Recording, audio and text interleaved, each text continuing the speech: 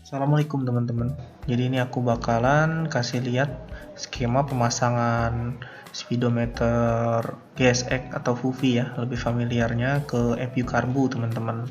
Nah di sini aku dapat skema ini dari Laras Elektronik. Mungkin teman-teman bisa kunjungin YouTube beliau karena ini aku ngeliat punya beliau ya. Jadi cuman diaplikasikan ke dalam suatu gambaran yang semoga mudah dimengerti ya teman-teman, karena aku juga nggak bisa bahasa elektronik banget gitu.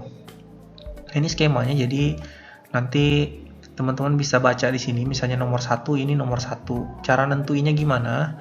Di soket GSX itu nanti kalau ada yang ketemu garis-garis kayak gini ya, nih, ini garis-garis kayak gini, terus yang sebelah kanannya ini ya udah nomor satu gitu ya.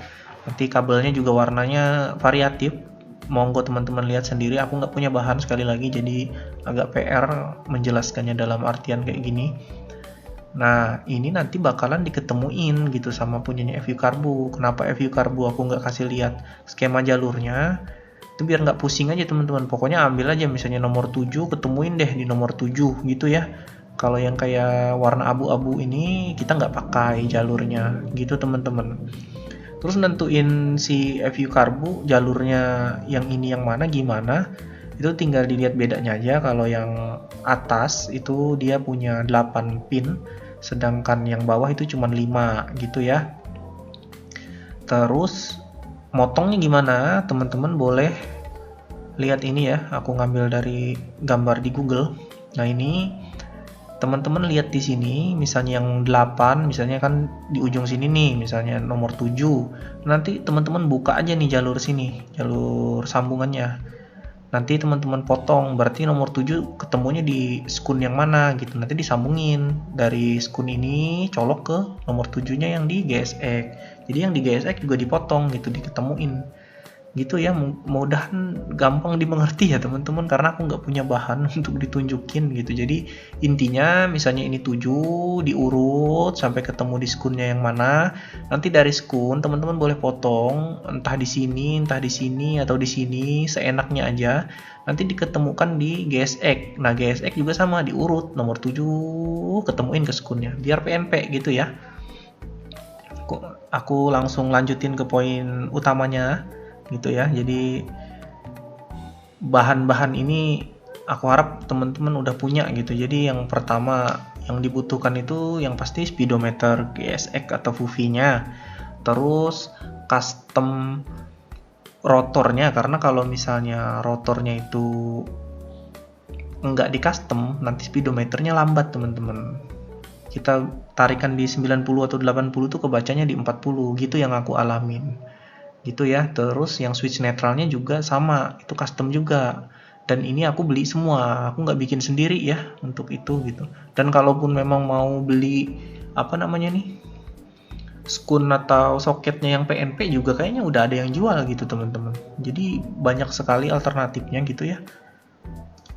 Ini aku terusin teman-teman.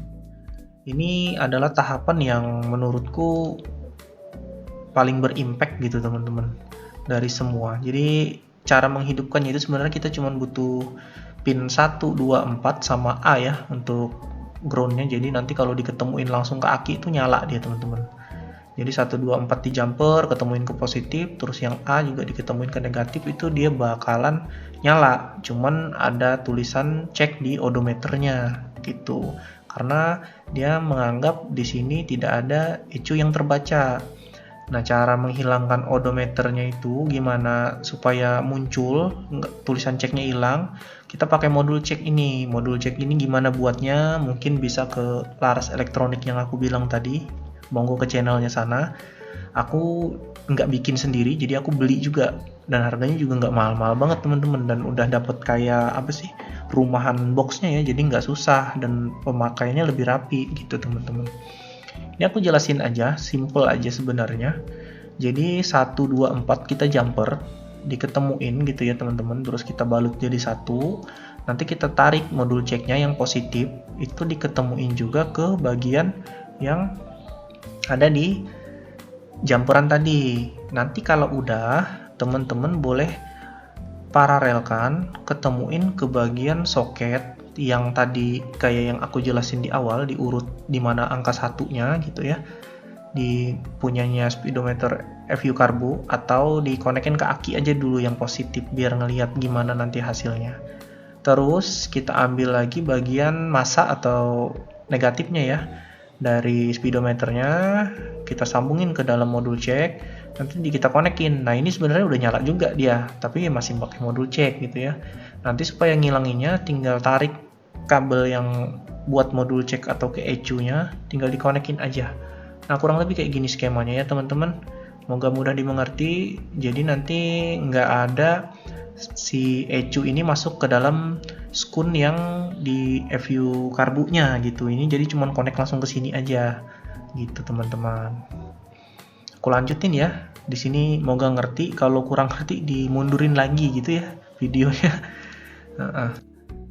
Nah, ini sama kayak yang tadi sebenarnya. Jadi yang 1, 2, 4, 8 sama A ini kan kita udah tahu. Nah, jadi misalnya nih yang nomor 7, ini 7 kan di sini adalah indikator sen kiri. Nanti habis kita urut ketemuin ke speedometer GSX-nya, dicaper, nanti ketemu deh itu nanti skunnya gitu ya. Nah, terus yang 1, 2, 4 yang tadi paralelan di modul cek, nanti diketemuin aja ke nomor yang ada di sini. Ini kan 1, 2, 4. Di sini kan nggak ada nih teman-teman satunya. Nah, sama aja sama si 2 gitu. Jadi 1, 2, 4 ini nanti diarahin aja ke soket si nomor 2 gitu teman-teman. Paralelannya ya yang dari modul cek gitu ya. Aku rasa paham lah teman-teman gitu. Karena ini kalau aku jelasin ulang-ulang juga gitu-gitu aja sebenarnya. Gitu. Nanti semua dilakukan hal yang sama, 3 ketemu 3 gitu ya. Ini kan 1, 2, 4 ketemu, 3 ketemu 3, terus yang I-nya juga ketemu I adalah sensor RPM, nanti ketemuin. Nah yang nggak ada, nanti kan 6 sama yang ini nih, nggak ada kita pakai. Terus yang bagian gigi 5, yang D, E, F, G, H, ini kan memang nggak ada di FU Karbu soketnya. Nah itu nanti kita pakai soket custom dari switch netral yang di custom itu teman-teman. Nah dia punya 5 di sini yang menunjukkan nanti buat ke D, E, F, G sama H gitu ya. Nanti tinggal teman-teman ketemuin aja, moga langsung pas gitu. Misalnya andai kata yang si H ini kan gigi 1. Di switch netralnya ini adalah gigi 1, nanti ketemuin ke sini gitu ya, dibikin skun sendiri, dicocokin sama skun yang ada 6 pin nih biasanya. Nanti yang pin ke di skun yang di 6-nya kita nggak pakai gitu, nanti dijamperin aja sama gitu, kayak gitu tuh satu-satu sampai ketemu semua. Nah kalau udah kayak gini, ini harusnya udah keisi semua teman-teman di speedometernya, baik di FU sama di karbunya. Nanti tinggal dicolok sama teman-teman, dites gitu ya. Nah untuk rotornya sendiri tinggal diganti ke rotor yang custom itu. Aku juga nggak bisa bikinnya gitu, aku beli di Shopee juga.